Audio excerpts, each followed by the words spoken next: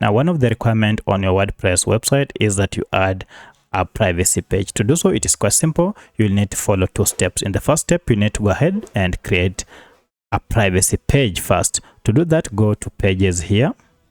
Once you have logged into your WordPress dashboard, and from pages, you can see I already have quite a number of pages. Now, if you don't have a privacy page or a policy, go ahead and click on add page, and this will take you to a blank page where you can create your own page. For my case, I already have a privacy policy page that I created, and if I go ahead and open it, you can see it is here.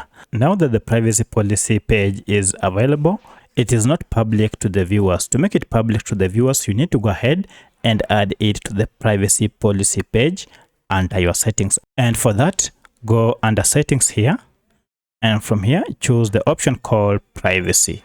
Now, if I go ahead and click on privacy, you can see I'm told the currently selected privacy policy page does not exist. So I'm told here to create or select a new page. Now, under this, if you didn't have a privacy policy page created, you have to go ahead and create one here. But for my case, I already have one that exists that you have just seen.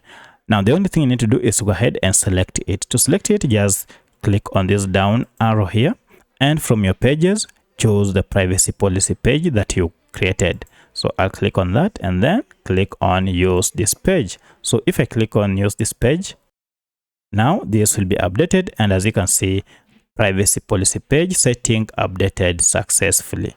So that's how you can create and add privacy policy page on your website. If you have any other question, kindly let me know in the comment section. Otherwise, thanks for watching, and let's meet in the next video.